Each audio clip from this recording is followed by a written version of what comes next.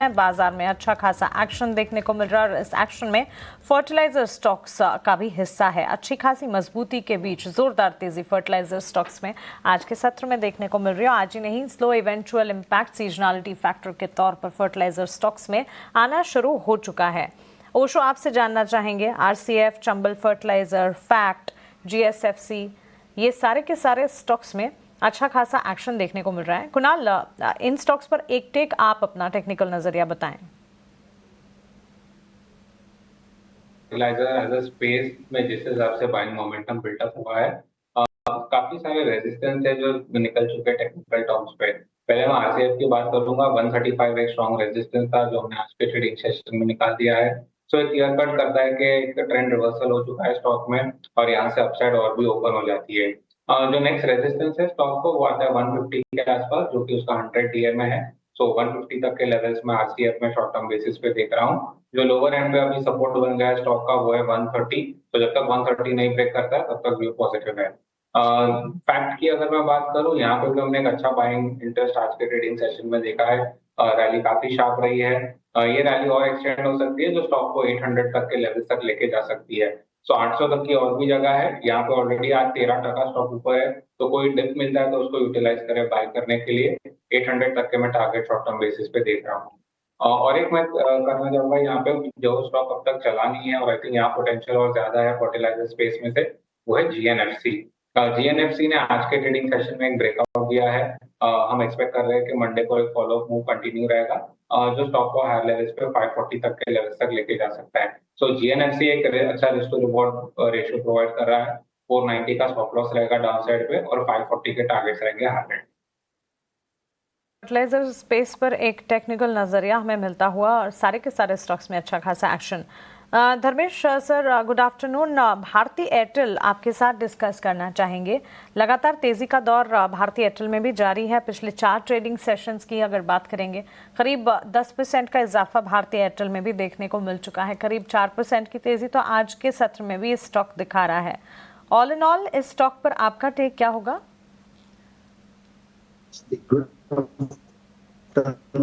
Yes, definitely. I think so. If you look at the Bharti, तो कहीं ना कहीं inside the telecom space, I think so. Bharti कहीं ना कहीं relatively outperform कर रहा था during this current corrective phase। अभी भी मार्केट में 23,800 से 21,900 का हमने जब लेवल देखा, तभी भी भारती में कहीं ना कहीं रिलेटिव बेसिस पे काफी स्ट्रेंथ दिख रही थी। वीकली पे higher top higher bottom formation, also finding support at the 100 week EMA. कहीं ना कहीं लग रहा है Bharti, I think should be looking for target around 2050 to 2100 the few couple of months. So yes, we remain to be constructive, positive for overall telecom space. उसमें हमारे definitely Bharti remains to be a topic at the current market price. So definitely Bharti देखना चाहिए 2050 से 2100 के target के। 2100 तक के levels भी एंटिसिपेट किए जा रहे हैं। भारती एयरटेल पर नजर जरूर होनी चाहिए। करीब 3.5% की तेजी के साथ स्टॉक में अच्छा खासा एक्शन मोमेंटम के साथ कामकाज देखने को मिल रहा है। हमारी पैनल पर एक और गेस्ट जुड़ गए हैं। सेंट्रम ब्रोकिंग से नीलेश जैन है अब हमारे साथ। आइए उनका स्वागत करते हैं। Nilesh, good afternoon. Thank you so much for giving your time. सबसे पहले तो चर्चा करेंगे। वेरी गुड आफ्टरनून मानसी जी। बिल्कुल, देखिए खरीदारी पर फोकस है। जिस हिसाब से मार्केट में एक अच्छा मोमेंटम बना हुआ है, यहाँ पर हमें as far as Nifty concern, हमें ऐसा लग रहा है कि 24,000 तक के लेवल बहुत जल्द यहाँ पे आते हुए नजर आएंगे। तो उसके चलते यहाँ पर लॉन्ग साइड पे फोकस करने की सलाह होगी। सबसे पहले खरीदारी का काउंटर रडार पर आया है, वो है Canara bank. Overall PSU banks काफी अच्छा मूव आज हमें देखने को मिल रहा है। SBI, BOB, can bank, in fact ये तीनों ही स्टॉक्स टेक्निकली स्ट्रॉन्ग नजर आ रहे हैं। तो कैन बैंक इसे लॉन्ग करके चल सकते हैं 98 और 100 के टारगेट के लिए। स्टॉप लॉस रखना होगा 94 का। तो पहला टारगेट होगा 98 का, दूसरा टारगेट होगा 100 का। वहीं जो दूसरा स्टॉक रडार पर है वो है टाइटन। टाइटन में भी काफी अच्छा रिबाउंड हमें निचले स्तरों से आज के सेशन में देखने को मिला है। तो यहाँ पर एक फॉलो अप मूव इस पर्टिकुलर स्टॉक को 3400 से 3450 तक ले जा सकता है। 3250 के स्टॉप लॉस से टाइटन इस पर्टिकुलर काउंटर को करके चल सकते हैं। ठीक है नीलेश, एक दो शेयर आपसे मैं और पता कर लेता हूँ। ये तो आपके अपनी ट्रेडिंग कॉल्स में शामिल थे। पहले तो शुक्र है समय देने के लिए भी। एक बार जरा ये जोमेटो का शेयर क्या BTST करके जाना है या फिर रखना है? जोमेटो में काफी अच्छा मोमेंटम हमें आज देखने को मिल रहा है। काउंटर ने अपने 200 एक्सपोनेंशियल मूविंग एवरेज को ब्रेक किया है। इटरनल जिसका सिंबल बन चुका है, तो यहाँ पर हमें एक फॉलो अप मूव 240 तक का देखने को मिल सकता है। Could be a good BTST trade as far as Zomato is concern, and 225 का स्टॉप लॉस लगा के जोमेटो को इन लेवलों पर थोड़ा सा अगर डिप मिले तो बेहतर इसके रिवॉर्ड होंगे। तो बेहतर होगा कि 230 के आसपास खरीदे। 240 और 242 तक का मूव इमीडिएट बेसिस पे हमें यहाँ पे देखने को मिल सकता है। कुणाल, एक बार जरा आप चेक करेंगे, कोटक महिंद्रा बैंक करीब करीब 2200 रुपये के आसपास आ चुका है, ये 1800 से, हालांकि इसने तो कभी बुरा दिन देखा ही नहीं, चाहे टैरिफ आए नहीं आए। इससे पहले भी जब मार्केट में करेक्शन हो रहा था वैल्यूशंस का, तब भी ये नहीं टूटा। आप दिखाना चाहो तो इसका 6 महीने का चार्ट भी दिखा सकते हो। आप अक्टूबर से देखना चाहो तो इसको अक्टूबर से देखो। आप दिखाना एक बार प्रोड्यूसर साहब, इसको अक्टूबर से दिखाओ। आप last 6 months Kotak Mahindra bank दिखाओ। आप इसने पार्टिसिपेट ही नहीं किया, ये पहली पहचान होती है किसी शेयर्स की।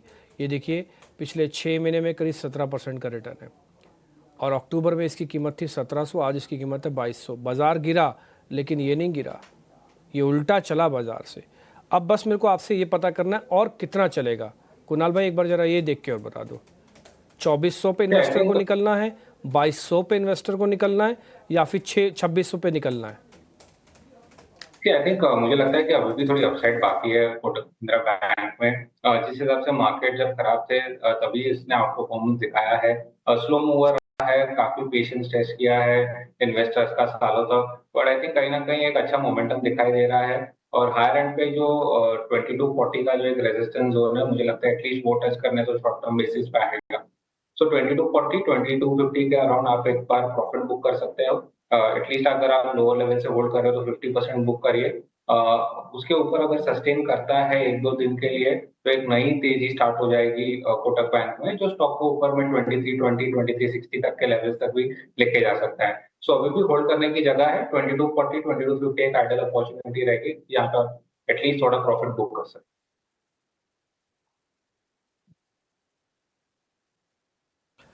ठीक है, तो ये कोटक महिंद्रा बैंक पे रिकमेंडेशन आ गई है। धर्मेश भाई एक क्वेश्चन आपसे भी है, अब आगे चल के इस बार के नंबर्स कहाँ पर आप एक्साइटमेंट देख पा रहे हैं? आपको एक्साइटमेंट ऑफ नंबर्स कहाँ पे दिखेगी, किस ब्रैकेट में दिखेगी?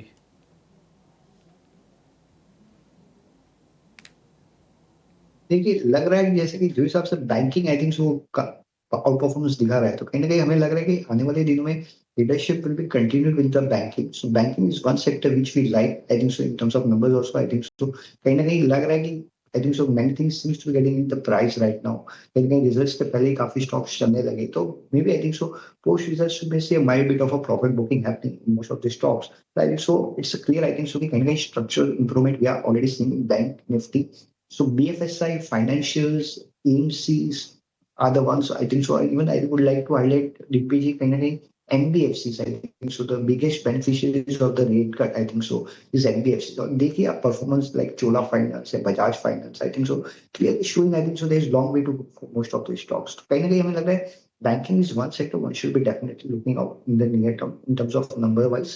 अपार्ट फ्रॉम दैट अगेन हमें लग रहा है कहीं ना कहीं थोड़ा कैपिटल गुड्स आई थिंक सो कहाँ पे कैपेक्स जैसे कि cement I think cement sector है जहाँ पे एक अच्छा नंबर्स एक्सपेक्टेड है आने वाले क्वार्टर में, और नेक्स्ट क्वार्टर भी अच्छा एक्सपेक्टेड है। तो कहीं ना कहीं सीमेंट इज वन सेक्टर जहाँ पे डेफिनेटली गवर्नमेंट कैपेक्स स्पेंडिंग भी हुआ है, तो वो कहीं ना कहीं हमें नंबर्स में भी दिखेंगे। तो cement capital goods I think so the one should be definitely looking out in this current corrective phase. So overall I think so DPG कहूँ तो हम एक स्ट्रक्चरल बुल मार्केट में है, और स्ट्रक्चरल बुल मार्केट में corrections are part and partial.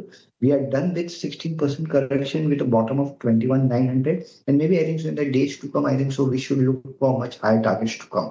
But in the near term की बात करें तो डेफिनेटली 24,200 का एक टारगेट के साथ हम शॉर्ट टर्म के हिसाब से खेल सकते हैं।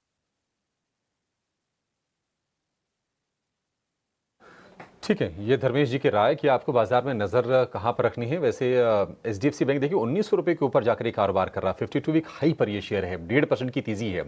और ये शनिवार बड़ा इंपॉर्टेंट है क्योंकि शनिवार को HDFC बैंक, ICICI बैंक और इसके अलावा और बैंक छोटा बैंक है यस बैंक 17-18 रुपये के आसपास के प्राइसेस होंगे, वो तो प्राइस हिलते भी नहीं हैं, उसके भी नंबर्स आएंगे। तो बेहतर ये होगा कि आप थोड़ा वेट कर लीजिए। अभी तक आपने वेट किया है तो वेट कर लीजिए। सोमवार को आपको फिर प्लान करने का मौका मिलेगा। ये कुछ अनुमान हैं जो हमारी टीम ने आपके लिए सामने बना के रखे हैं, इस पर आप नज़र डाल के रखिए। कुछ और शेयरों पर जरा व्यू लेते हैं। ABB को लेकर एक खबर भी आई थी। ABB में आज हम देख रहे हैं कि 3-3.5% के आसपास की तेजी है। कुणाल जी, ABB क्या स्ट्रेंथ था बनते हुए देख रहे हैं, क्योंकि हम देख रहे हैं कि 1 by 1 जो भी कैपिटल गुड्स वाली कंपनीज हैं उनमें बाइंग आ रही है, तो किस तरह से प्लान करना चाहिए, कितनी तेजी आप देख रहे हैं शेयर में अब? I think capital good as a sector ने एक बड़ा अंडर परफॉर्मेंस दिखाया था और बहुत टाइम बाद हम एक ओवरसोल्ड टेरिटरी से एक अच्छा खासा बाउंस देख रहे हैं। जहां तक ABB की बात है, 5620 एक रेजिस्टेंस रहा है स्टॉक के लिए। आज हमने वो लेवल को टच किया है इंट्राडे पे, बट उसके ऊपर क्लोज नहीं दे रहा है। ओवरऑल एक रेजिस्टेंस जोन है, अगर इसके ऊपर हम मंडे ट्रेडिंग सेशन में अगर होल्ड करते हैं 5620 के ऊपर, तो ये रैली कंटिन्यू रहेगी जो स्टॉक को अपने 100 डे मूविंग एवरेज तक लेके जाएगी, जो है 6114 का लेवल। सो यहाँ से अगर एक 5620 का लेवल अगर हम होल्ड कर लेते हैं तो एक्सपेक्ट करिए और 500 पॉइंट की रैली हायर एंड पे ABB में दिख सकती है। सो ओवरऑल व्यू पॉजिटिव है, सिर्फ एक कंफर्मेशन की जरूरत है। 5620 के ऊपर हम अगर क्लोज दे देते हैं तो कंफर्मेशन आ जाएगा, फिर आप 5400 के स्टॉप लॉस से 6100 तक के टारगेट्स के लिए वेट कर सकते हैं। 6100 तक के टारगेट आपके लिए ABB में बन सकते हैं। इनकी जो ग्लोबल पेरेंट है ABB, उसको लेकर कुछ अच्छे अपडेट्स आए थे, उसके चलते हम देख रहे हैं कि ABB इंडिया के शेयर में भी आज तेजी का माहौल बन रहा है। लेकिन बाजार के उत्साह के बीच में एक शेयर ऐसा है जो ट्रेडर फेवरेट तो है ही, थोड़ा फैंसी स्टॉक है, पेटीएम 197 कम्युनिकेशन। उसके शेयर में करीब 1.5% के आसपास की नरमी, और उसकी वजह यह है कि कंपनी के चेयरमैन और फाउंडर विजय शेखर शर्मा ने 1800 करोड़ रुपए के ESOPs यानी कि एम्प्लॉय स्टॉक ऑप्शंस सरेंडर किए हैं। तो ये मामला कितना बड़ा है, कंपनी पर इसका क्या फर्क पड़ेगा आगे, ये जरा समझते हैं। हमारे सहयोगी शरद दुबे हमारे साथ जुड़ गए हैं इसकी डिटेल लेकर। शरद, पहले तो ये भी बता दीजिएगा कि ये एम्प्लॉय स्टॉक ऑप्शन होता क्या है और इसे सरेंडर करने से कंपनी की सेहत पर क्या असर पड़ेगा? जी बिल्कुल, हमने आज सुबह ही बता दिया था कि पेटीएम में एक नेगेटिव डेवलपमेंट आई है, जहां पे जो विजय शेखर शर्मा कंपनी के MD CEO, उन्होंने अपनी ESOP की एक पोर्शन को जो है फॉरगॉन कर दिया है। अब उसके कारण जो है एक फाइनेंशियल इम्पैक्ट आएगा, एक एम्प्लॉय एक्सपेंस जैसा आप कह सकते हैं सिंप्लीफाई किया तो। और ये जो इम्पैक्ट है लगभग 500 करोड़ का देखने मिल सकता है चौथे तिमाही के नतीजे में। अब क्या होगा कि इन्होंने जो अपने ESOP से, इनको अब कॉमन ESOP पूल में इन्होंने दान दे दिया है, फॉरगॉन कर दिया है। इनका लगभग 9% स्टेक है और इनडायरेक्टली 10% स्टेक है। लेकिन ये ऐसा क्यों किया गया है ये मैं बता देता हूँ। इनका जो डेफिनेशन है ये जो है प्रमोटर डेफिनेशन में नहीं, शेयर होल्डर के डेफिनेशन में। पर ये शेयर होल्डर के डेफिनेशन में सेबी ने कहा है कि इसमें मैनेजरियल कंट्रोल है इनके पास थोड़ा सा, और इम्पॉर्टेंटली स्टेक भी बड़ा है। तो इसके कारण नोटिस पिछले साल आया था जहां पे शेयर बेस्ड एम्प्लॉय बेनिफिट्स पे इशू हुई थी। अब जो सेबी के मार्केट रूल्स को ध्यान रखते हुए बड़े शेयर होल्डर्स जो है धीरे धीरे करके जो है इस क्राइटेरिया में आ रहे हैं और यही एक्शन जो है हमें देखने मिला है। अगर बात करें तो ओवरऑल ESOP कैंसिलेशन 1800 करोड़ रुपए का जो है शेयर्स का हुआ है अभी तक, 2.1 करोड़ शेयर्स का। और ओवरऑल देखा जाए जो ट्रेंड है, कंपनी लॉस मेकिंग रही है। सिर्फ सेकेंड क्वार्टर FY25 में 821 करोड़ का पैट आया है, पर उसमें भी एक्सेप्शनल वन टाइम गेन आया है। और इम्पॉर्टेंटली कुछ पॉजिटिव ट्रिगर्स भी है कंपनी के, उस पर हमारी नज़र रहेगी, क्योंकि शॉर्ट टर्म बेसिस पे तो स्टॉक पे दबाव है, लेकिन लॉन्ग टर्म बेसिस पे स्टॉक में जो है एक अच्छा बॉटम बनाया है। और 4 अहम रीजंस है जो पॉजिटिव रिएक्शंस आ सकते हैं। एक है एम्बार्गो, जो पेटीएम पेमेंट्स बैंक है वो अगर हट जाता है तो स्टॉक के लिए पॉजिटिव रहेगा। पेमेंट एग्रीगेटर लाइसेंस आ जाती है RBI से, तो स्टॉक में एक अच्छी पॉजिटिव मोमेंटम देखने मिल सकती है। एक और ट्रिगर है जो मोनेटाइजेशन हो रही है नॉन कोर बिजनेस को लेके।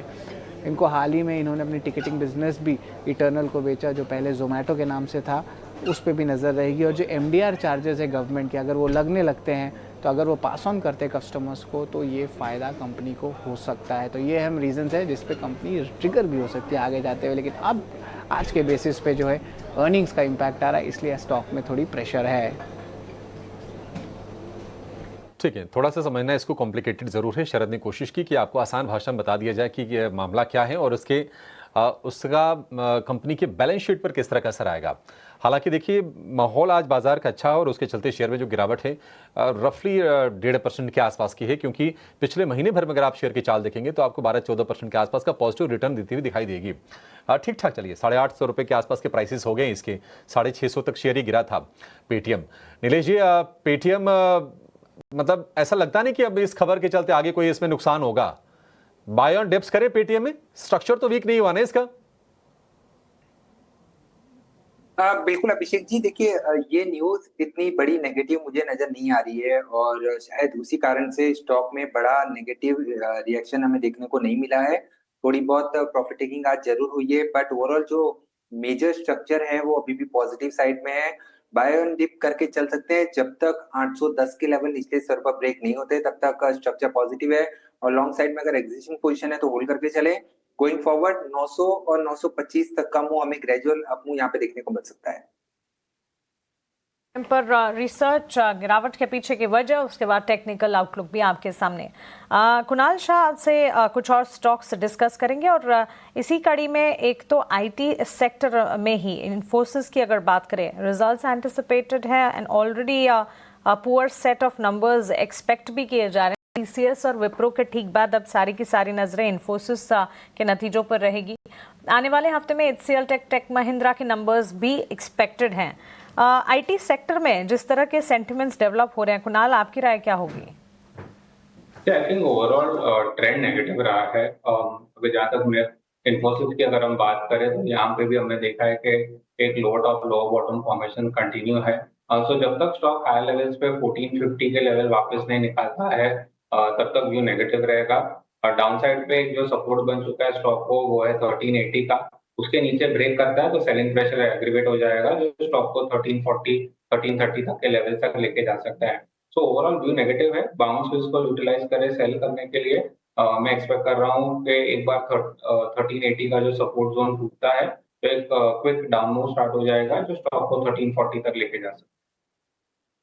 धर्मेश जी, बैंक्स एंड फाइनेंशियल्स को आपके साथ फिर से एक बार रिविजिट करना चाहिए। ओवर दी वीकेंड, लंबा वीकेंड है एंड HDFC बैंक के नतीजे भी आने वाले हैं। अगर इनके ऑपरेशनल अपडेट्स की बात करें, स्ट्रॉन्ग ऑपरेशनल अपडेट्स आए हैं और नतीजों से ठीक पहले बैंक्स एंड फाइनेंशियल्स का पूरा स्पेस है जो कि अच्छा खासा एक्शन दिखा रहा है। Good set of numbers anticipated है। हो सकता है कि निम्स में माइल्ड मॉडरेशन जरूर देखने को मिले, बट इसके अलावा ऑल इन ऑल नंबर्स से एक्सपेक्टेशंस अच्छी खासी हैं और साथ ही ICICI बैंक पर भी फोकस रहने वाला है। छोटी मझौली बैंक्स, लार्जर प्लेयर्स, इन तमाम पर आपकी राय? So overall जैसे कि अपनी बात हुई थी कि जैसे कि bank Nifty structurally looks positive, I think so again I would say कि बैंक निफ्टी में फास्टर टाइम में रिट्रेसमेंट हुआ है। मतलब कि 6 महीने का जो फॉल था वो 2 महीने में सरपास रिट्रेस हो गया पूरे का पूरा। तो कहीं ना कहीं टेक्निकल में इसे कहते हैं कि कहीं ना कहीं कुछ स्ट्रक्चरल टर्न अराउंड हो रहा है सेक्टर में। That is clearly visible even in this current corrective phase में भी आप देखेंगे तो bank Nifty was clearly outperforming. लग रहा है आने वाले दिनों में maybe in the coming couple of months we should look for the bank Nifty for target of around 56,000 bank nifty. Again, apart from that, strong support remains to be placed the range of around 52,000 to 52,500 for strong support रहेगा। Sectors stocks की बात करें तो definitely I think so HDFC Bank remains to be the leader inside the bank nifty and HDFC Bank में भी अगर आप देखेंगे तो लास्ट 1-1.5 साल में कुछ हुआ नहीं था स्टॉक में। Finally, it has given a breakout. So I think so overall if you look for HDFC Bank or even for the case of Kotak Bank, 5 साल का ब्रेकआउट कोटक बैंक में भी हुआ है। मतलब 5 साल से स्टॉक में कुछ हुआ नहीं था, finally it has witness a breakout. तो most of this banking stocks like Axis bank हो गया, कोटक हो गया, even HDFC bank, I think so it's clearly showing a long consolidation breakout. अब जब भी लॉन्ग कंसोलिडेशन ब्रेकआउट होता है तो कहीं ना कहीं the rally doesn't get taper down in 1 or 2 weeks, it continues over the couple of months and quarters. तो we believe I think so there is a long way to go for the bank nifty और इस साल 2025 में हमें लग रहा है कि bank Nifty should be the leader of this bull market. So overall I think so structurally private banks में जैसे हमने बात की Kotak bank, HDFC bank, Axis bank are going to be on the positive side. Apart from that I would like to highlight one more thing कि PSU banks. Now PSU banks last 6 महीने में एक अच्छी करेक्शन हमने देखी, 30 से 40% correction tyre 2 banks में हमने देखी है। To give you example like Bank of India, clearly outperforming, even Canara Bank, Union Bank. And so these are the banks one should definitely look out for from the medium term perspective. Last but not the least is State Bank of India, SBI. Now SBI में अगर आप देखेंगे last 6 महीने में कुछ नहीं हुआ है, 840 से 700 की रेंज में स्टॉक घूम रहा था। अभी फिलहाल आज का क्लोजिंग जो हिसाब से दिखा रहा है 799 to 800 के आसपास, हमें लग रहा है कि आने वाले दिनों में SBI can surprise the market. मतलब we believe I think so it will not be surprised कि अगर SBI maybe in the couple of months, not, but maybe 6 months down the line, we should see a double digit, 4 digit numbers in SBI. So we remain to be constructive positive for State Bank of India. So State Bank हमारी top pick रहेगी यहाँ से bank Nifty के लिए।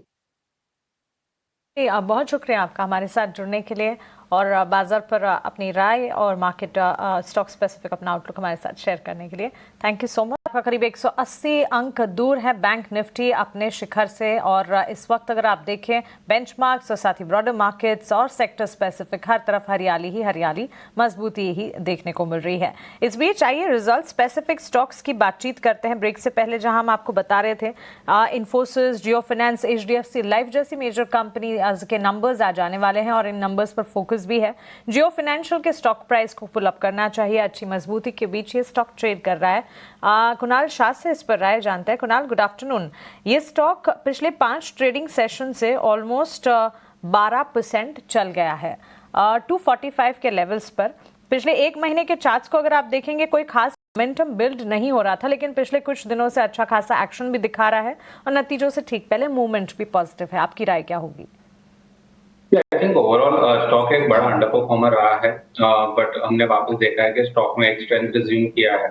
2 से 3 दिन पहले 235 एक स्ट्रॉन्ग रेजिस्टेंस जोन कहा करता था स्टॉक का, वो हमने सरपास कर दिया रिजल्ट के पहले। सो एक पॉजिटिव अट्रैक्शन बता रहा है। मुझे लग रहा है कि शॉर्ट टर्म बेसिस पे स्टॉक को 252 253 के लेवल्स बता सकता है जो उसका नेक्स्ट रेजिस्टेंस जोन है। सो व्यू बुलिश है, 235 स्ट्रॉन्ग सपोर्ट है। कोई डिप मिलता है तो यूटिलाइज करें बाय करने के लिए, आपका रिस्क टू रिवॉर्ड रेशियो थोड़ा फेवरेबल हो जाएगा। मैं एक्सपेक्ट कर रहा हूँ कि स्टॉक 252 253 के लेवल्स शॉर्ट टर्म बेसिस पे बता सकता है।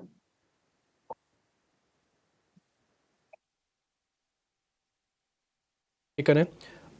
कोई ऑप्शंस का ट्रेड बनता है क्या, या फ्यूचर्स काट के ऑप्शंस ले लें क्या ओशो? कोई फ्यूचर काट के, मान लो इंडेक्स का हो मेरे पास, निफ्टी बैंक निफ्टी का है, मैं फ्यूचर काट के किसी ऑप्शंस में ट्रेड कर, ये समझदारी होगी या फिर फ्यूचर में बना रहा हूँ? हालांकि मैं भी उतना ज़्यादा कन्विंस नहीं हूँ, मैं अपने अपने क्वेश्चन से ही खुद मैं आज के लिए प्रॉफिट बुक करना ज्यादा प्रेफर करूंगा रेदर देन अपने पोजीशंस कैरी करने के लिए। बिकॉज 2 चीज हैं, बिकॉज बैंक निफ्टी बिल्कुल ब्रेकआउट जोन पे है, तो देयर इज हाई पॉसिबिलिटी कि मंडे को gap up opening they, but again Saturday काफी हेवी वेट बैंक्स का रिजल्ट है, तो बहुत ज्यादा अग्रेसिवली हमें यहाँ पे ब्रेकआउट जोन के पास नहीं होना चाहिए। अगर ब्रेकआउट आ जाता है मंडे तो वापस से फ्रेश पोजीशंस लेकर के हायर लेवल्स पे अपने पोजीशंस बनाएं, बट अभी के लिए मुझे लगता है कि थोड़ा सा कंजर्वेटिव अप्रोच रखें, प्रॉफिट्स को बुक कर लें एंड पोजीशंस को कैरी फॉरवर्ड लेकर के ही ना जाएं, इधर फ्यूचर्स में या फिर ऑप्शंस में। दोनों ही इंडाइसेस में काफी अच्छे परफॉर्मेंस है एंड इतने स्ट्रांग परफॉर्मेंस के बाद थोड़ा सा प्रॉफिट बुकिंग आना हो सकता है कि मार्केट में दिखाई दे, तो बेटर अपॉर्चुनिटी हमें नेक्स्ट वीक बाइंग की तरफ बिल्कुल मिल जाएगी।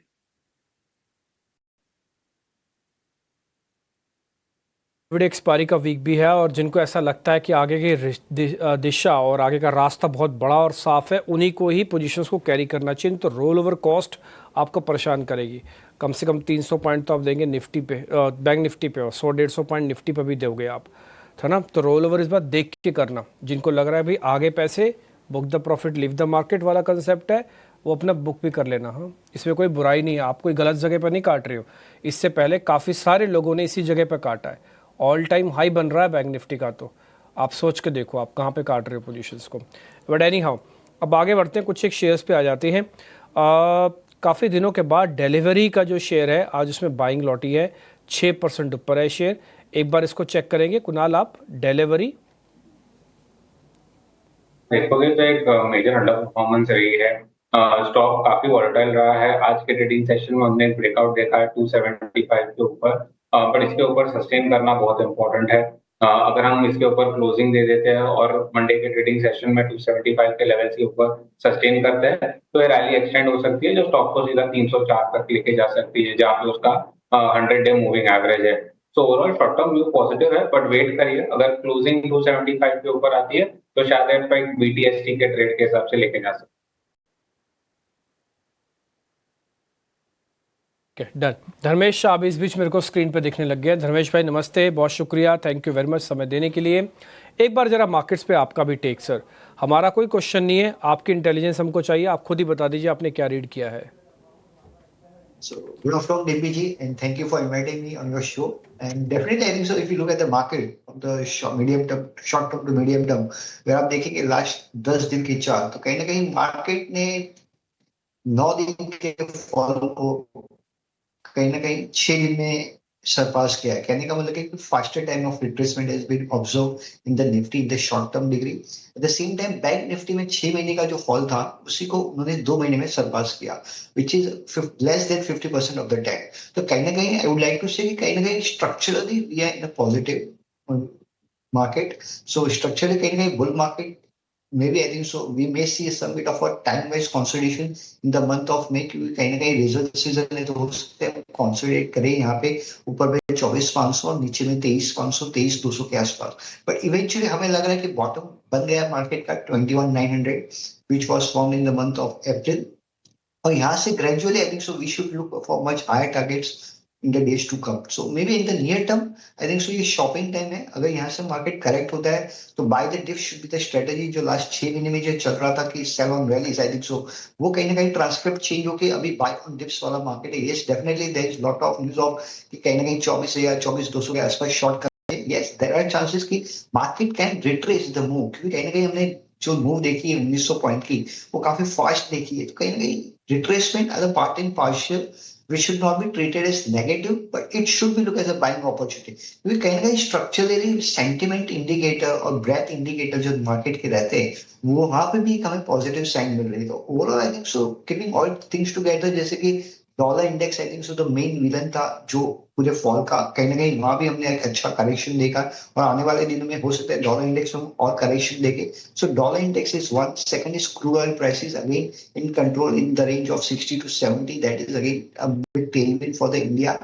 And apart from that, I think so bond yield and the way the negotiations are happening in the US, I think so kahin na kahin, I think so it looks like I think so India should relatively outperform in the days to come. So maybe I think so DP जी हमें लग रहा है कि ये short term volatility है या जो भी बोले थोड़ा करेक्शन अगर आता है, क्योंकि आने वाले दिनों में हमें बड़े बड़े लार्ज कैप्स के रिजल्ट्स देखेंगे तो कहीं ना कहीं मार्केट में थोड़ी वॉलेटिलिटी रहेगी। तो ये वॉलेटिलिटी में हमें डरना नहीं है, but buy the dip should be the strategy for target of 20 to 200 for the short term. Medium term की बात करें तो हमें लग रहा है कहीं ना कहीं मार्केट बाय सितंबर we should be looking for target of around 25,500 to 25,700 for Nifty. So buy the dip should be the strategy going forward. दो चीज़ें हैं लब्बो-लुआब धर्मेश भाई की सारी जो निचोड़ है वो ये है कि डरना नहीं है बाजार में अब, और बाय ऑन डिप्स वाली स्ट्रेटजी आपके काम आएगी। 22,700 के पास थोड़ा नीचे हो गया है लेकिन बहुत फास्ट रैली आई है निफ्टी बैंक की, तो वहां तक अगर जाता है तो फिर से आपके लिए एक बढ़िया अपॉर्चुनिटी बाजार में जरूर बन जाएगी। इस वक्त 425 अंकों की तेजी है और आज बड़े शेयरों का भी सपोर्ट है, चाहे वो रिलायंस हो, चाहे HDFC बैंक हो, ICICI बैंक हो, सारे के सारे जो बड़े शेयर हैं बाजार को मजबूती देने का काम कर रहे हैं।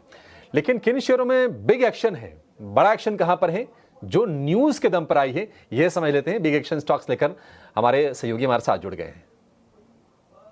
जी बिल्कुल, सबसे पहले जो है बिग एक्शन स्टॉक्स का मैं बात करूंगा तो ABB इंडिया पे नजर रहेगी। अब ABB के जो ग्लोबल के नंबर्स आए हैं ये तो स्ट्रांग आए हैं, गाइडेंस भी ठीक ठाक आया है, लेकिन ABB के इंडिया के बिजनेस को लेके बहुत अच्छे नंबर्स आए हैं। जो लास्ट क्वार्टर जो बोलेंगे फोर्थ क्वार्टर 2024 का, वहाँ पे 21% का डिग्रोथ आया था और अब जो है आप कह सकते हैं वो 1% बढ़ गया। आप देख सकते हैं डिग्रोथ से ग्रोथ के लेवल पे रेवेन्यू आ चुकी है और ये इंडिया बिजनेस को लेके है और ये जो है +1% ग्रोथ आया है। इंटरेस्टिंगली मैं बता दूं कि इनके कॉन कॉल में भी जो है कमेंट्री ओवरऑल इनके बिजनेस को लेके इनकरेजिंग देखने मिली है, बट इंडिया स्पेसिफिक अभी तक कॉन कॉल में कुछ आया नहीं है। बट ओवरऑल जो इंडिया का ग्रोथ है रेवेन्यू का वो बहुत अच्छा मूव किया है और इसके कारण स्टॉक अच्छा होल्ड करके रखा है, लगभग 4% स्टॉक ऊपर है। पेटीएम ये वाली जो खबर है ये हमने आपको जो है सुबह में भी आपको बता दिया था और आपको जो है ओवरऑल इत्तला किया था कि यहाँ पे स्टॉक में नेगेटिव डेवलपमेंट आ रही है। यहाँ पे विजय शेखर शर्मा वॉलंटरीली अपनी ईसॉप्स की जो है ईसॉप पूल में जो है दान किया है, लगभग 2.1 करोड़ ईसॉप्स को कैंसिल किया गया है। इंटरेस्टिंगली सेबी ने जो है लास्ट ईयर कंपनी को जो है नोटिस भी दिया था कि जो as a large shareholder है, याद रखिएगा ये प्रमोटर स्टेटस में नहीं आते हैं, इनको जो है अपने ईसॉप पूल बढ़ानी होगी। तो यही जो है रेगुलेटर की बात मानी जा रही है और ये काम किया जा रहा है, लेकिन इसका एक इम्पैक्ट आता है। इसके जो है नॉन कैश एक्सपेंस रहेगा, लेकिन फोर्थ क्वार्टर में जो P&L में हिट करेगा, और ये हिट करने का अमाउंट कितना है, ये बड़ा है, लगभग 500 करोड़ रुपए का। इसलिए जो है शॉर्ट टर्म बेसिस पे थोड़ी सेलिंग प्रेशर पेटीएम के स्टॉक पे आ रही है, और ये हमने आपको सबसे पहले ही सुबह बता दिया था। आखिर में बात करेंगे बैंकिंग स्टॉक्स को लेके, खास करके HDFC बैंक और ICICI बैंक, दोनों ही बैंक जो अपने ऑल टाइम हाई लेवल्स को दिन के ट्रेड में टच किए हैं। इस सैटरडे दोनों के रिजल्ट्स भी आने वाले हैं, एक्सपेक्टेशंस है कि रिजल्ट स्ट्रॉन्ग रहेंगे। और ओवरऑल निफ्टी बैंक भी देखें तो 4000 पॉइंट्स पिछले 4 सेशन में लाए हैं। तो ऑफ कोर्स इन दोनों स्टॉक्स और काउंटर्स पे जो है अच्छी नज़र रहने वाली है, और one of the top gainers भी हैं निफ्टी में। जिस तरह पॉइंट कंट्रीब्यूशन की अगर हम बात करें तो ये अहम स्टॉक्स है जहां पे बड़ा एक्शन देखने मिल रहा है आज। ठीक है, बढ़िया है। सारी के सारी ये न्यूज़ के दम पर कहाँ पर एक्शन हो रहा है आपको शरद ने बता दिए हैं। अच्छा, बैंकिंग से फिर एक बार फिर से घूम फिर के आते हैं, क्योंकि बैंकिंग आज का फ्लेवर है। 4 दिन में 4000 पॉइंट निफ्टी बैंक चला है, और क्या सरकारी क्या प्राइवेट सारे चल रहे हैं। HDFC बैंक 1900 रुपये के पार है, SBI 800 रुपये के पार जाने की तैयारी कर रहा है, ICC में 3.5-4% के आसपास की तेज़ी दिख रही है। कुणाल जी, मान लीजिए, देखिए अब सारे तो ट्रेड नहीं ले सकते, भले अच्छे स्टॉक हों, चुनिंदा ही ले सकते हैं। किसी को अगर मान लीजिए कोई फ्रेश ट्रेड लेना हो या कोई ट्रेड अपना कैरी करके ले जाना हो आगे भी, आपका कन्विक्शन सबसे ज़्यादा कहाँ पर है? आई थिंक ओवरऑल अगर आप बैंकिंग स्पेस में से बात करोगे तो मेरा फिर फोकस PSU बैंक्स पे रहेगा। आई थिंक प्राइवेट बैंक्स में हमने काफी स्ट्रॉन्ग रैली देखी है, PSU बैंक्स में अभी भी पेंडिंग है, तो यहाँ पे मेरा व्यूज फोकस रहेगा SBI पे। हमें फ्रेश ब्रेकआउट दिखा है आज के ट्रेडिंग सेशन में, प्लस स्टॉक ने अपना 200 DMA को भी रिक्लेम कर लिया है, तो मुझे लगता है यहाँ से तेजी और बढ़ जाएगी SBI में आगे जाते। पोजिशनली मुझे लगता है कि स्टॉक एटलीस्ट 830 840 के लेवल्स बता सकता है। जो सपोर्ट बन गया है स्टॉक को डाउनसाइड पे वो है 780 का, तो 780 के आप सपोर्ट से बाय करिए। 830 840 के टारगेट्स आ सकते हैं SBI में। 830 840 के टारगेट आपके लिए SBI में बनते हुए दिखेंगे। 800 रुपये के मुहाने पर आकर ये खड़ा है और अच्छी रफ्तार रही है SBI की, ये ट्रेड आप कैरी करके ले जाइए।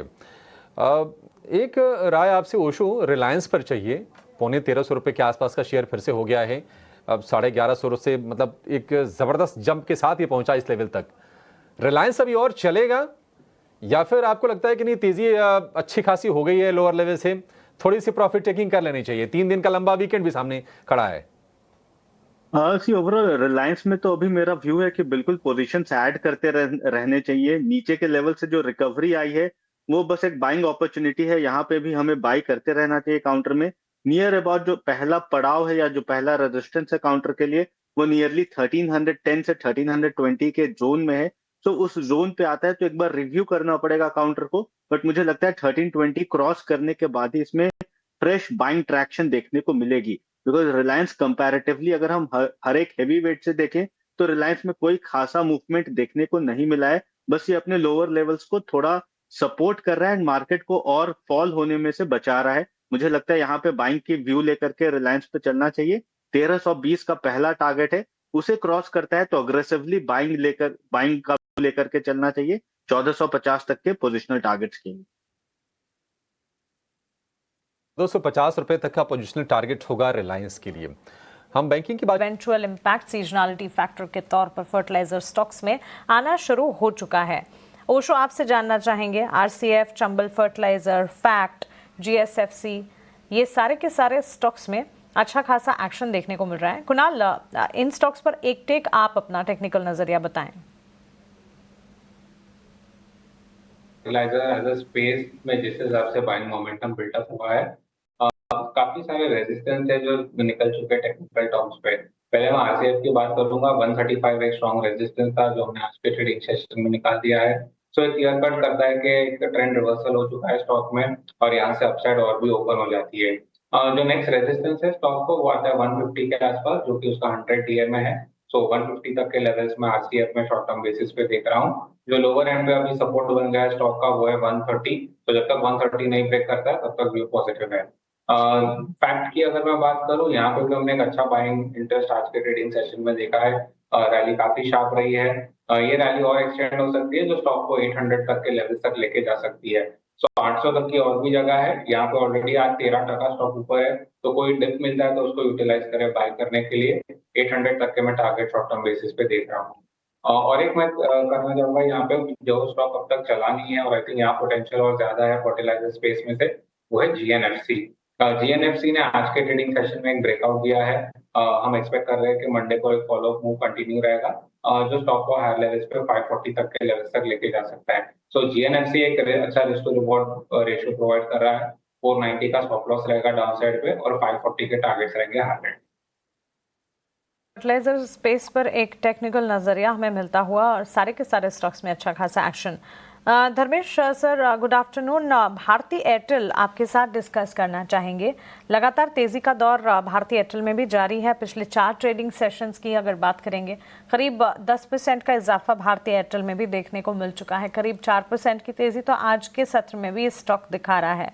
ऑल इन ऑल इस स्टॉक पर आपका टेक क्या होगा?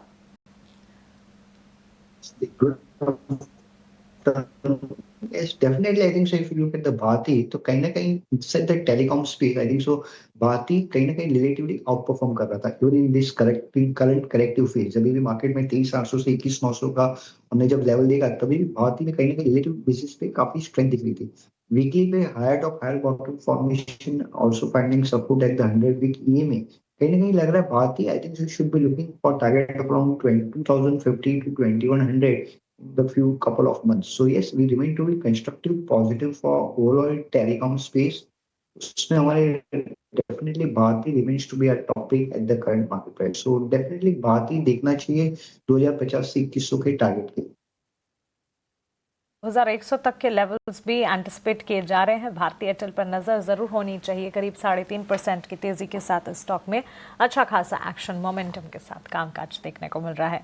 हमारी पैनल पर एक और गेस्ट जुड़ गए हैं। सेंट्रम ब्रोकिंग से नीलेश जैन हैं अब हमारे साथ। आइए उनका स्वागत करते हैं। Nilesh, good afternoon. Thank you so much for giving your time. सबसे पहले तो चर्चा करेंगे। वेरी गुड आफ्टरनून मानसी जी। बिल्कुल देखिए, खरीदारी पर फोकस है, जिस हिसाब से मार्केट में एक अच्छा मोमेंटम बना हुआ है। यहाँ पर हमें as far as Nifty is concern, हमें ऐसा लग रहा है कि 24,000 तक के लेवल बहुत जल्द यहाँ पे आते हुए नजर आएंगे। तो उसके चलते यहाँ पर लॉन्ग साइड पे फोकस करने की सलाह होगी। सबसे पहले खरीदारी का काउंटर रडार पर आया है, वो है Canara bank. Overall PSU banks काफी अच्छा मूव आज हमें देखने को मिल रहा है। SBI, BOB, can bank, in fact ये तीनों ही स्टॉक्स टेक्निकली स्ट्रॉन्ग नजर आ रहे हैं। तो कैन बैंक इसे लॉन्ग करके चल सकते हैं। 98 और 100 के टारगेट के लिए स्टॉप लॉस रखना होगा 94 का। तो पहला टारगेट होगा 98 का, दूसरा टारगेट होगा 100 का। वहीं जो दूसरा स्टॉक रडार पर है वो है टाइटन। टाइटन में भी काफी अच्छा रिबाउंड हमें निचले स्तरों से आज के सेशन में देखने को मिला है। तो यहाँ पर एक फॉलो अप मूव इस पर्टिकुलर स्टॉक को 3400 से 3450 तक ले जा सकता है। 3250 के स्टॉप लॉस से टाइटन इस पर्टिकुलर काउंटर को करके चल सकते हैं।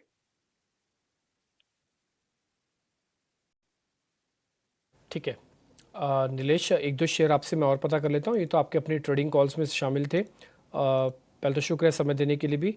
एक बार जरा ये जोमेटो का शेयर क्या BTST करके जाना है या फिर रखना है? जोमेटो में काफी अच्छा मोमेंटम हमें आज देखने को मिल रहा है। काउंटर ने अपने 200 एक्सपोनेंशियल मूविंग एवरेज को ब्रेक किया है, इटरनल जिसका सिंबल बन चुका है। तो यहाँ पर हमें एक फॉलो अप मूव 240 तक का देखने को मिल सकता है। Could be a good BTST trade as far as Zomato is concern. And 225 का स्टॉप लॉस लगा के जोमेटो को इन लेवलों पर थोड़ा सा अगर डिप मिले तो बेहतर इसके रिवॉर्ड होंगे। तो बेहतर होगा कि 230 के आसपास खरीदे। 240 और 242 तक का मूव इमीडिएट बेसिस पे हमें यहाँ पे देखने को मिल सकता है। कुणाल, एक बार जरा आप चेक करेंगे। कोटक महिंद्रा बैंक करीब 2200 रुपये के आसपास आ चुका है। ये 1800 से, हालांकि इसने तो कभी बुरा दिन देखा ही नहीं, चाहे टैरिफ आए नहीं आए। इससे पहले भी जब मार्केट में करेक्शन हो रहा था वैल्यूएशंस का, तब भी ये नहीं टूटा। आप दिखाना चाहो तो इसका 6 महीने का चार्ट भी दिखा सकते हो। आप अक्टूबर से देखना चाहो तो इसको अक्टूबर से देखो। आप दिखाना एक बार प्रोड्यूसर साहब, इसको अक्टूबर से दिखाओ। आप last 6 months Kotak Mahindra bank दिखाओ। आप इसने पार्टिसिपेट ही नहीं किया। ये पहली पहचान होती है किसी शेयर्स की। ये देखिए पिछले 6 महीने में करीब 17% का रिटर्न है। और अक्टूबर में इसकी कीमत थी 1700, आज इसकी कीमत है 2200। बाजार गिरा लेकिन ये नहीं गिरा, ये उल्टा चला बाजार से। अब बस मेरे को आपसे ये पता करना है और कितना चलेगा। कुणाल भाई एक बार जरा ये देख के और बता दो। 2400 पे इन्वेस्टर को निकलना है, 2200 पे इन्वेस्टर को निकलना है या फिर 2600 पे निकलना है? आई थिंक मुझे लगता है कि अभी भी थोड़ी अपसाइड बाकी है कोटक महिंद्रा बैंक में। जिस हिसाब से मार्केट जब खराब थे तभी इसने आउट परफॉर्मेंस दिखाया है। स्लो मूवर रहा है, काफी पेशेंस टेस्ट किया है इन्वेस्टर्स का सालों तक, बट आई थिंक कहीं ना कहीं एक अच्छा मोमेंटम दिखाई दे रहा है। और हायर एंड पे जो 2240 का जो एक रेजिस्टेंस जोन है, मुझे लगता है एटलीस्ट वो टच करने तो शॉर्ट टर्म बेसिस पे आएगा। सो 2240 2250 के अराउंड आप एक बार प्रॉफिट बुक कर सकते हो। एटलीस्ट अगर आप लोअर लेवल से होल्ड कर रहे हो तो 50% बुक करिए।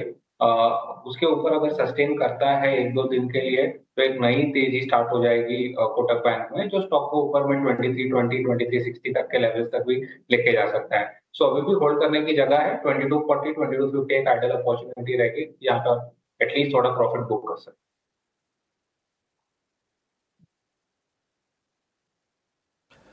ठीक है, तो ये कोटक महिंद्रा बैंक पे रिकमेंडेशन आ गई है। धर्मेश भाई, एक क्वेश्चन आपसे भी है। अब आगे चल के इस बार के नंबर्स कहाँ पर आप एक्साइटमेंट देख पा रहे हैं? आपको एक्साइटमेंट ऑफ नंबर्स कहाँ पे दिखेगी, किस ब्रैकेट में दिखेगी?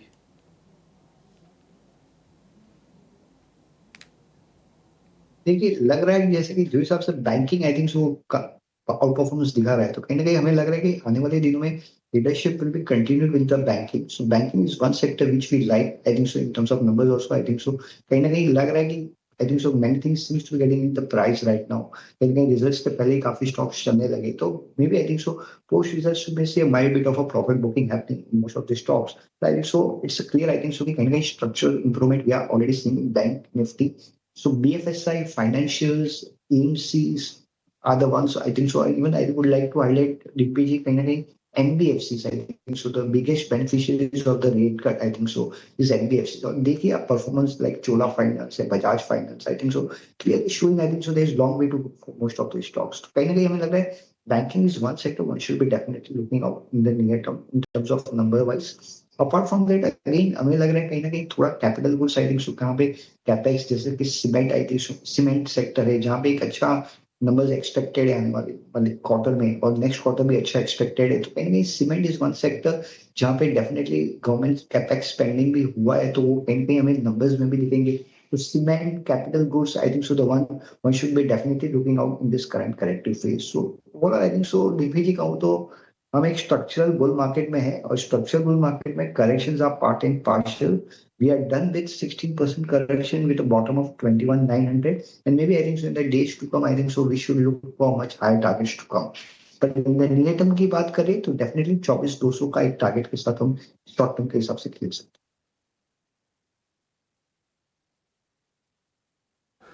ठीक है, ये धर्मेश जी की राय कि आपको बाजार में नज़र कहाँ पर रखनी है। वैसे एचडीएफसी बैंक देखिए 1900 रुपये के ऊपर जाकर ये कारोबार कर रहा है। 52 वीक हाई पर ये शेयर है, 1.5% की तेजी है। और ये शनिवार बड़ा इंपॉर्टेंट है क्योंकि शनिवार को एचडीएफसी बैंक, आईसीआईसी बैंक और इसके अलावा और बैंक छोटा बैंक है यस बैंक 17-18 रुपये के आसपास के प्राइसेस होंगे। वो तो प्राइस हिलते भी नहीं हैं, उसके भी नंबर्स आएंगे। तो बेहतर ये होगा कि आप थोड़ा वेट कर लीजिए। अभी तक आपने वेट किया है तो वेट कर लीजिए, सोमवार को आपको फिर प्लान करने का मौका मिलेगा। ये कुछ अनुमान हैं जो हमारी टीम ने आपके लिए सामने बना के रखे हैं, इस पर आप नज़र डाल के रखिए। कुछ और शेयरों पर जरा व्यू लेते हैं। एबीबी को लेकर एक खबर भी आई थी। एबीबी में आज हम देख रहे हैं कि 3-3.5% के आसपास की तेजी है।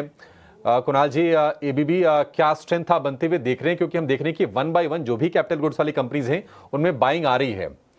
तो किस तरह से प्लान करना चाहिए, कितनी तेजी आप देख रहे हैं शेयर में अब? I think capital good as a sector ने एक बड़ा अंडर परफॉर्मेंस दिखाया था और बहुत टाइम बाद हम एक ओवरसोल्ड टेरिटरी से एक अच्छा खासा बाउंस देख रहे हैं। जहां तक एबीबी की बात है, 5620 एक रेजिस्टेंस रहा है स्टॉक के लिए। आज हमने वो लेवल को टच किया है इंट्राडे पे, बट उसके ऊपर क्लोज नहीं दे रहा है। ओवरऑल एक रेजिस्टेंस जोन है, अगर इसके ऊपर हम मंडे ट्रेडिंग सेशन में अगर होल्ड करते हैं 5620 के ऊपर, तो ये रैली कंटिन्यू रहेगी जो स्टॉक को अपने 100-डे मूविंग एवरेज तक लेके जाएगी, जो है 6114 का लेवल। सो यहाँ से अगर एक 5620 का लेवल अगर हम होल्ड कर लेते हैं तो एक्सपेक्ट करिए और 500 पॉइंट की रैली हायर एंड पे एबीबी में देख सकती है। सो ओवरऑल व्यू पॉजिटिव है, सिर्फ एक कंफर्मेशन की जरूरत है। 5620 के ऊपर हम अगर क्लोज दे देते हैं तो कंफर्मेशन आ जाएगा, फिर आप 5400 के स्टॉप लॉस से 6100 तक के टारगेट्स के लिए वेट कर सकते हैं। 6100 तक के टारगेट आपके लिए एबीबी में बन सकते हैं। इनकी जो ग्लोबल पेरेंट है एबीबी, उसको लेकर कुछ अच्छे अपडेट्स आए थे, उसके चलते हम देख रहे हैं कि एबीबी इंडिया के शेयर में भी आज तेजी का माहौल बन रहा है। लेकिन बाजार के उत्साह के बीच में एक शेयर ऐसा है जो ट्रेडर फेवरेट तो है ही, थोड़ा फैंसी स्टॉक है, पेटीएम 197 कम्युनिकेशन। उसके शेयर में करीब 1.5% के आसपास की नरमी, और उसकी वजह यह है कि कंपनी के चेयरमैन और फाउंडर विजय शेखर शर्मा ने 1800 करोड़ रुपए के ईसॉप्स यानी कि एम्प्लॉय स्टॉक ऑप्शंस सरेंडर किए हैं। तो ये मामला कितना बड़ा है, कंपनी पर इसका क्या फर्क पड़ेगा आगे, ये जरा समझते हैं। हमारे सहयोगी शरद दुबे हमारे साथ जुड़ गए हैं इसकी डिटेल लेकर। शरद, पहले तो ये भी बता दीजिएगा कि ये एम्प्लॉय स्टॉक ऑप्शन होता क्या है और इसे सरेंडर करने से कंपनी की सेहत पर क्या असर पड़ेगा? जी बिल्कुल, हमने आज सुबह ही बता दिया था कि पेटीएम में एक नेगेटिव डेवलपमेंट आई है, जहां पे जो विजय शेखर शर्मा कंपनी के एमडी सीईओ, उन्होंने अपनी ईसॉप की एक पोर्शन को जो है फॉरगॉन कर दिया है। अब उसके कारण जो है एक फाइनेंशियल इम्पैक्ट आएगा, एक एम्प्लॉय एक्सपेंस जैसा आप कह सकते हैं सिंप्लीफाई किया तो। और ये जो इम्पैक्ट है लगभग 500 करोड़ का देखने मिल सकता है चौथे तिमाही के नतीजे में। अब क्या होगा कि इन्होंने जो अपने ईसॉप से, इनको अब कॉमन ईसॉप पूल में इन्होंने दान दे दिया है, फॉरगॉन कर दिया है। इनका लगभग 9% स्टेक है और इनडायरेक्टली 10% स्टेक है। लेकिन ये ऐसा क्यों किया गया है ये मैं बता देता हूँ। इनका जो डेफिनेशन है ये जो है प्रमोटर डेफिनेशन में नहीं, शेयर होल्डर के डेफिनेशन में। पर ये शेयर होल्डर के डेफिनेशन में सेबी ने कहा है कि इसमें मैनेजरियल कंट्रोल है इनके पास थोड़ा सा, और इम्पॉर्टेंटली स्टेक भी बड़ा है। तो इसके कारण नोटिस पिछले साल आया था जहां पे शेयर बेस्ड एम्प्लॉय बेनिफिट्स पे इशू हुई थी। अब जो सेबी के मार्केट रूल्स को ध्यान रखते हुए बड़े शेयर होल्डर्स जो है धीरे धीरे करके जो है इस क्राइटेरिया में आ रहे हैं, और यही एक्शन जो है हमें देखने मिला है। अगर बात करें तो ओवरऑल ईसॉप कैंसिलेशन 1800 करोड़ रुपए का जो है शेयर्स का हुआ है अभी तक, 2.1 करोड़ शेयर्स का। और ओवरऑल देखा जाए जो ट्रेंड है, कंपनी लॉस मेकिंग रही है। सिर्फ सेकेंड क्वार्टर FY25 में 821 करोड़ का पैट आया है, पर उसमें भी एक्सेप्शनल वन टाइम गेन आया है।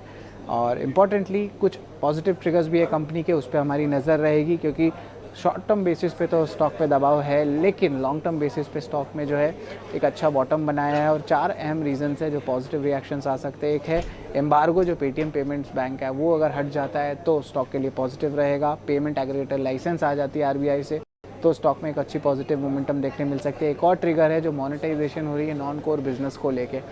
इनको हाल ही में इन्होंने अपनी टिकटिंग बिजनेस भी इटर्नल को बेचा, जो पहले जोमेटो के नाम से था, उस पर भी नज़र रहेगी। और जो MDR चार्जेस है गवर्नमेंट के, अगर वो लगने लगते हैं तो अगर वो पास ऑन करते हैं कस्टमर्स को तो ये फ़ायदा कंपनी को हो सकता है। तो ये अहम रीजंस है जिस पे कंपनी ट्रिगर भी हो सकती है आगे जाते हुए। लेकिन अब आज के बेसिस पे जो है अर्निंग्स का इम्पैक्ट आ रहा है, इसलिए स्टॉक में थोड़ी प्रेशर है।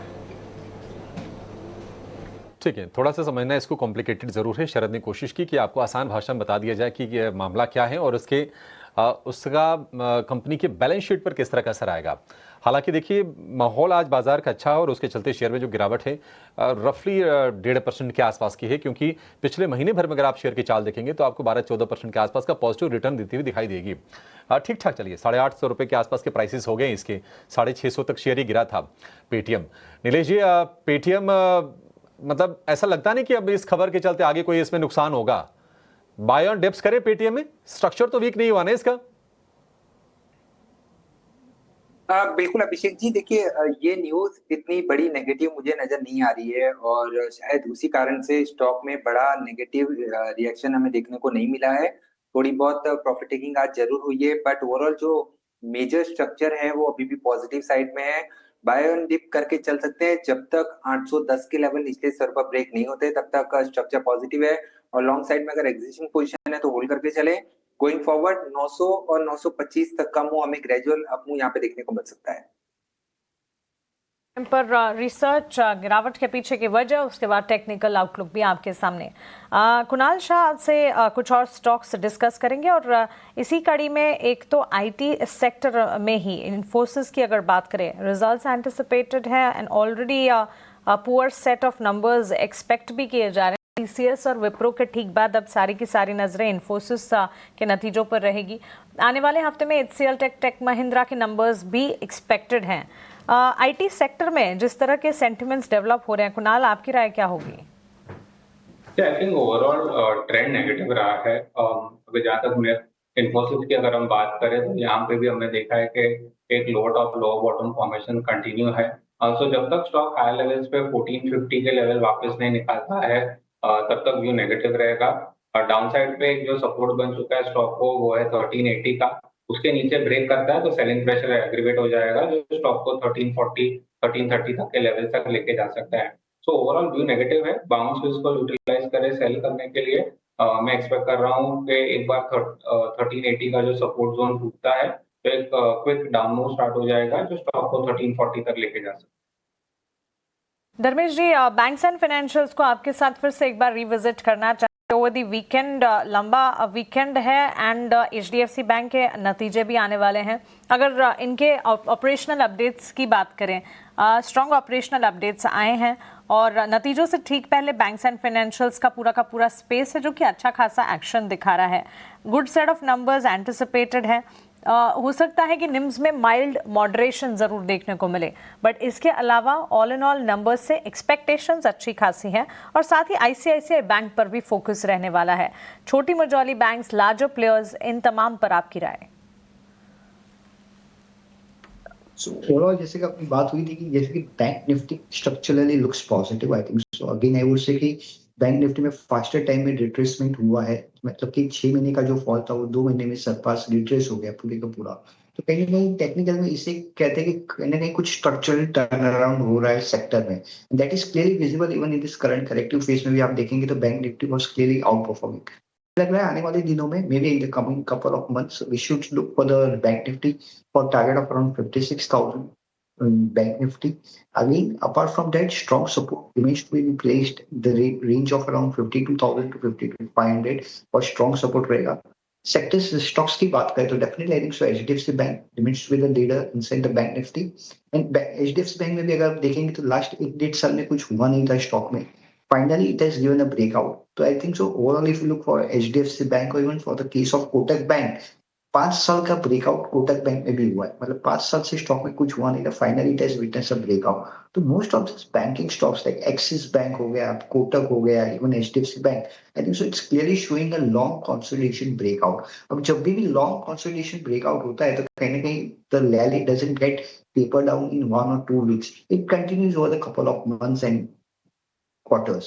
तो we believe I think so there is a long way to go for the bank nifty और इस साल 2025 में हमें लग रहा है कि bank Nifty should be the leader of this bull market.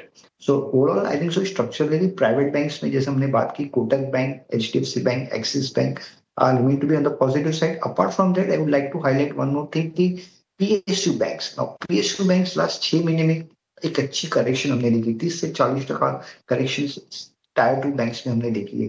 To give you example like Bank of India, clearly outperforming, even Canara Bank, Union Bank. I think so these are the banks one should definitely look out for from the medium term perspective. Last but not the least is State Bank of India, SBI. Now SBI में अगर आप देखेंगे तो last 6 महीने में कुछ नहीं हुआ है, 840 से 700 की रेंज में स्टॉक घूम रहा था। अभी फिलहाल आज का क्लोजिंग जो हिसाब से दिखा रहा है 799 to 800 के आसपास, हमें लग रहा है कि आने वाले दिनों में SBI can surprise the market. मतलब we believe I think so it will not be surprised कि अगर SBI maybe in the couple of months, not but maybe 6 months down the line, we should see a double digit, 4-digit numbers in SBI. तो we remain to be constructive positive for State Bank of India. So State Bank हमारी top pick रहेगी यहाँ से bank Nifty के लिए। बहुत शुक्रिया आपका हमारे साथ जुड़ने के लिए और बाजार पर अपनी राय और मार्केट स्टॉक स्पेसिफिक अपना आउटलुक हमारे साथ शेयर करने के लिए। Thank you so much and have a nice weekend to you. चलिए यहाँ पर एक छोटे से ब्रेक के लिए हम रुक रहे हैं, लेकिन ब्रेक के उस पार जब वापस लौटेंगे तो नीलेश जैन के साथ बातचीत जारी रखेंगे। आप बने रहें।